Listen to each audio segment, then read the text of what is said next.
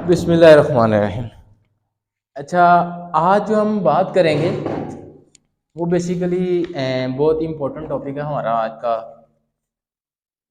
वो टॉपिक क्या है? फिलबॉटमी। ठीक है। अब मैं फिलबॉटमी क्या है और इसका क्या रोल प्ले है हमारे पैथोलॉजी डिपार्टमेंट के अंदर, और इसके क्या एसओपीज़ हैं, क्या इसके प्रोटोकॉल्स हैं, हम वो सारे डिस्कस करेंगे। सबसे पहले फिलबॉटमी बेसिकली टर्म है।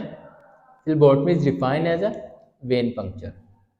हमने क्या करना है, फिलबॉटमी एक टर्म है जो कि एक टेक्निक को डिस्क्राइब करने के लिए हम यूज़ करते हैं, जिसमें हमने क्या करना होता है, ब्लड वेन में से ब्लड ड्रा करना होता है। तो ये फिलबॉटमी।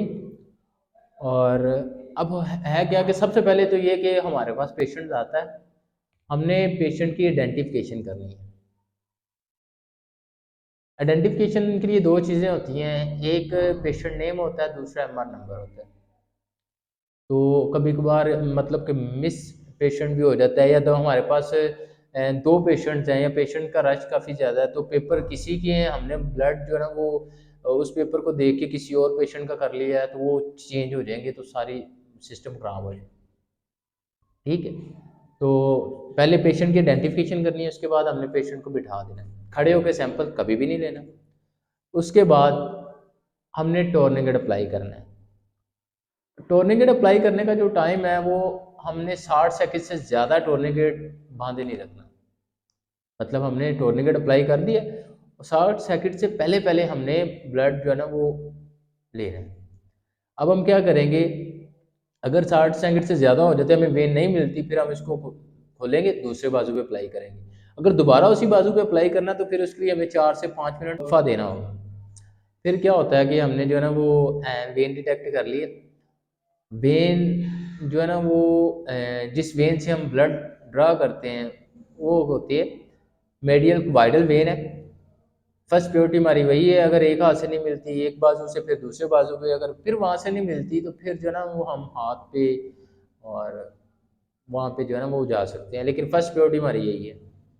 इसके बाद हमने हमने वेन डिटेक्ट कर ली, टोर्निकेट अप्लाई कर लिया। हमने अप्लाई करना है स्वैब, अल्कोहल स्वैब।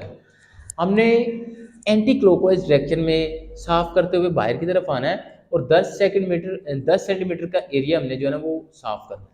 उसके बाद हमने उसको ड्राई होने देना है, और उसके ड्राई होने का जो टाइम है ना वो 20 to 30 सेकेंड्स है। अगर ड्राई होने से पहले ही हम जो है ना वो सिरिंज अप्लाई करते हैं, तो उससे जो एक तो हमारा ब्लड है वो हेमोलाइज हो सकता है, और दूसरा क्या है कि जो वो पेशेंट के लिए पेनफुल होता है। तो उसको ड्राई होने देना है। ड्राई होने के बाद हमने सिरिंज अप्लाई की है।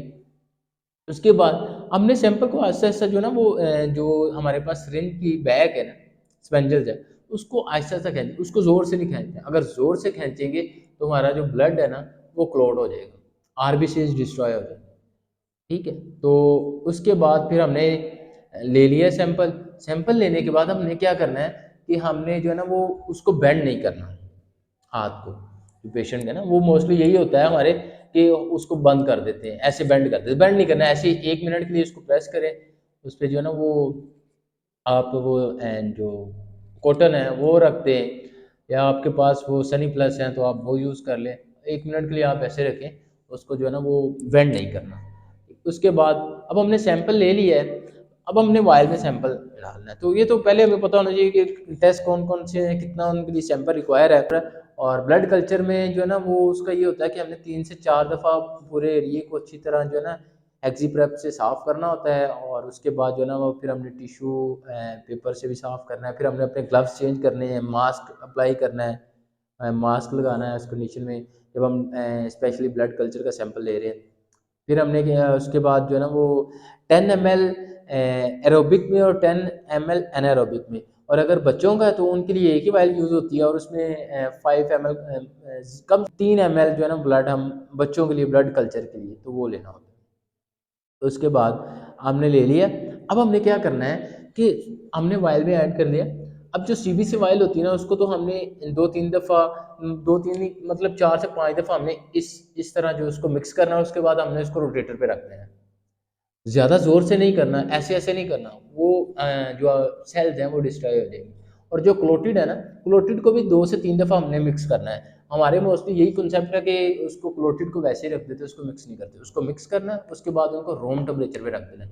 अब जो क्लोटिड है वो हमारे जो कलेक्शन सेंटर है या हमारे जहाँ पे हम ये फिलबॉटनी का काम सर अंजाम दे रहे हैं, उस रूम का टेम्परेचर है वो 20 to 25 जो है ना वो सेल्सियस डिग्री होना चाहिए। और जो हमारे पास सीबीसी के हैं या इनको हमने जो है ना वो हमने रखना होता है 2 to 8 सेल्सियस टेम्परेचर में। फ्रिज के जो निचला हिस्सा है हम वहाँ पे इनको स्टोर कर सकते हैं। और उसके बाद आ जाता है कि अब हमने क्या करना है, हमने सैंपल्स तो ले लिए, हमने इनको करना है ट्रांसपोर्ट। तो ट्रांसपोर्ट करने के लिए हमने लेट्स सपोज के हमारा कलेक्शन सेंटर है, हमने सैंपल अब भेजने हैं। तो इनकी पैकिंग है ना वो इसके ट्रिपल प्रोटोकॉल्स है। सबसे पहला तो ये कि हम जिस वायल के अंदर सैंपल ले रहे हैं, एक वो कंटेनर है हमारे पास, वो प्राइमरी है। और सेकेंडरी क्या है कि हम उसको जो सारे हमारे पास सैंपल्स है ना, उनको हम किसी बड़े जार के अंदर या बड़े कंटेनर में उनको फिक्स कर रहे हैं, वो सेकेंडरी है। उसके बाद फिर वो जो कूलर होगा जिसमें हम उसको रख रहे हैं वो टर्शरी है। और उसका जो उसमें ये है कि हमें आइस पैक रखने होते हैं कूलर में, वो तकरीबन 2 से 3 या 4 कर सकते हैं, वो डिपेंड, वो हम चेंज कर सकते हैं मौसम के अकॉर्डिंग। हम जो है ना वो जैसे अभी सर्दी है और गर्मी का मौसम है तो उनमें ज़्यादा इशू होता है, तो वो उसके मुताबिक हम जो है ना वो उसको चेंज कर सकते हैं। वो ज़्यादा भी कर सकते हैं, कम भी। तो उसके बाद हमने वो करना होता है, उसको ट्रांसपोर्ट करना होता है। और बाकी जो है ना ट्रांसपोर्ट होने के बाद अब देखिए कि इसमें हमारा जो टेस्ट का जो रिज़ल्ट है या टेस्ट का प्रोसीजर जो ना वो रुक सकता है किन कंडीशन में, कि हमारे पास जो लेबलिंग प्रॉपर नहीं है, हमने सैंपल है ना वो प्रॉपर लिया नहीं है, मतलब उसकी क्वांटिटी कम है, हमने जो है ना वो उसको हिमोलाइज हो गया है। तो इन चीज़ों का ख्याल करना है, क्योंकि इस चीज़ से क्या होगा, रिजल्ट लेट होगा। जब रिजल्ट लेट होगा तो पेशेंट डिस्टर्ब होगा।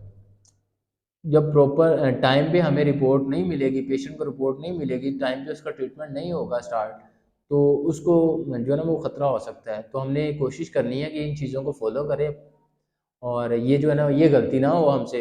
हमारा जो मकसद है काम करने का, वो मकसद यही है कि हमारा हमने सर्व करना है, हमने लोगों की ज़िंदगियाँ बचानी है।